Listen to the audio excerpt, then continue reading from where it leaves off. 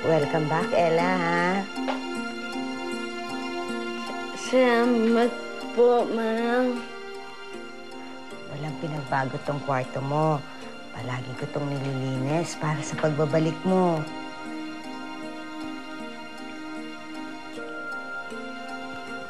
Sige, maiwanan mo na kita, ha? Salamat po ulit, Manang. Hi daw po, sabi ng friend ko, si Taylor.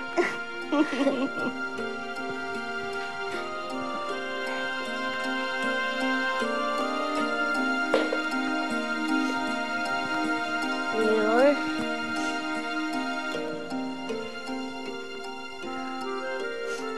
Taylor? Daddy ko to.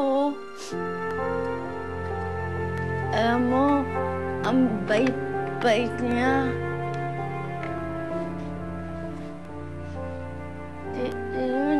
Natatakot ako. Ano yung mangyayari sa akin dito? Mimiss ko na si Lola.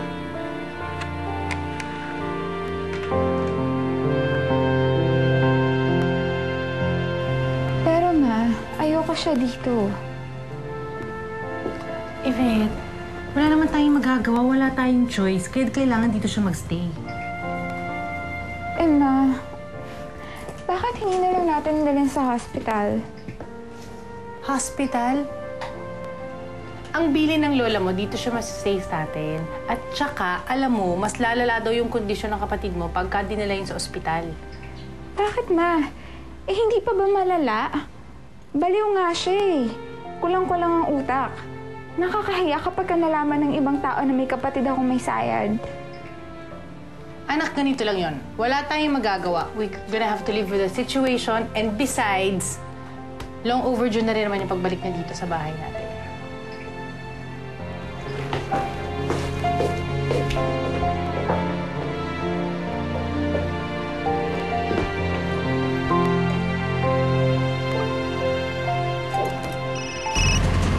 Hello? Nasaan ka na ba? Malapit na ako. Bakit? May problema ba? I have a problem, and I need to get out of this place. Can you hurry up? Oh, bakit? Sige, antayin mo na lang ako. Malapit na ako eh. Okay? Sige.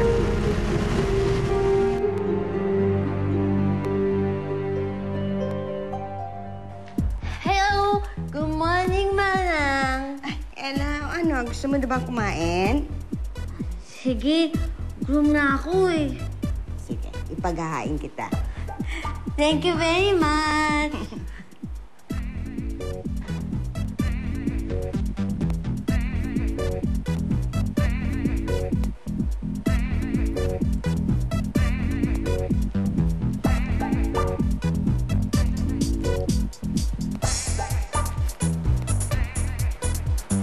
Hi, sir. Si Mami Yvette mo. Ay, nasa taas pa po. Tatawagin ko lang. Sige, salamat.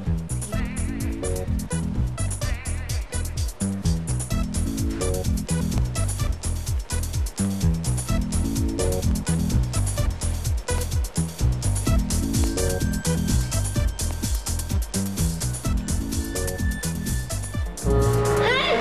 May tao!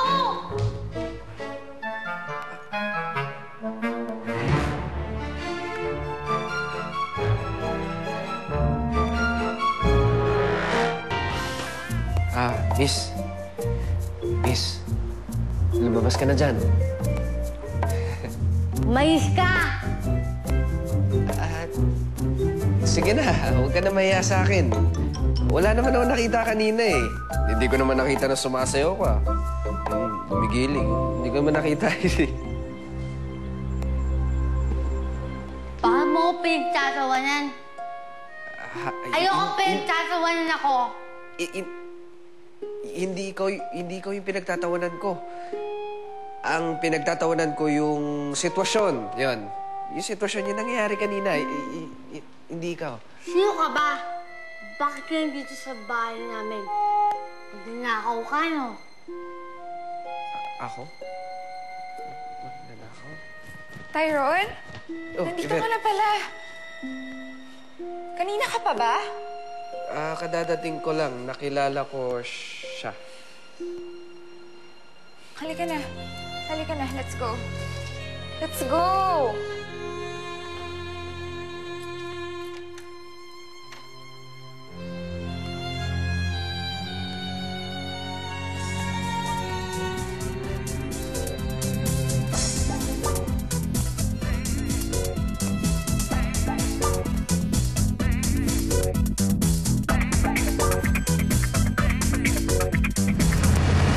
1 year na tayo magkasama sa relationship. Malapit na nga tayo ikasal, di ba? And yet, hindi mo sa akin nasabi na may kapatid ka pala. Kailangan ko pa bang sabihin yun? Of course, Yvette. I want to know everything. Hindi ko na sinabi sa'yo ang tungkol doon. Kasi matagal na siyang wala sa buhay ko. Hindi ko nga alam kung bakit bumalik pa siya eh. Yvette, bakit? Bakit gano'n magsalita yung kapatid mo? Dahil may problema siya sa utak. She's retarded. Kinahiya mo yan? Dapat, Yvette, hindi mo ikahiya yan. There's nothing wrong with her condition. What do you mean there's nothing wrong with her condition? Baliw siya. You don't know what she's capable of doing. What do you mean? Pero, can we just talk about it later? Kaya nga ako umalis ng bahay para malayo ang isip ko sa kanya eh. Can we just spend time together? Okay. Hindi na ako magtatanong. Yung lalaki kanina, boyfriend yun ng ate mo. Ang gwapo, ang pogi, di ba? Hindi, no? Ang pangit-pangit. Mukha siyang paa. Saka ang pesko-pesko. Mabait yun. Ewan ko dun.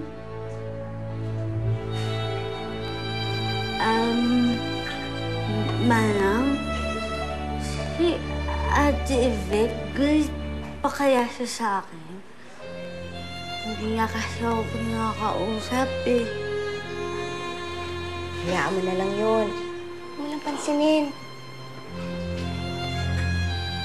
Ano ba itong ginagawa mo? Bibake po ako, Manang. Ha? Marunong ka ba mag-bake? Opo, maging po ako mag-bake. Ibibake ko po si Ate Yvette na masarap na chocolate cake. Papatawanin niya na ako at magkapatid na kami.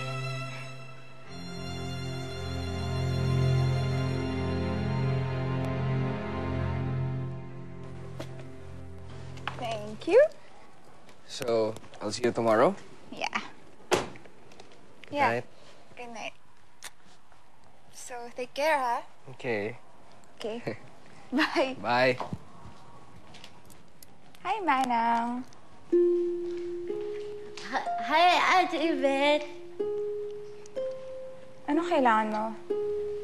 Ate, sana hindi ka galit sa akin.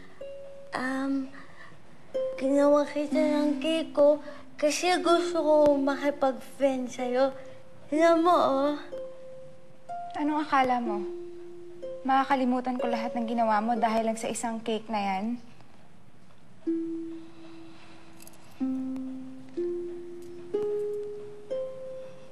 Hindi masarap.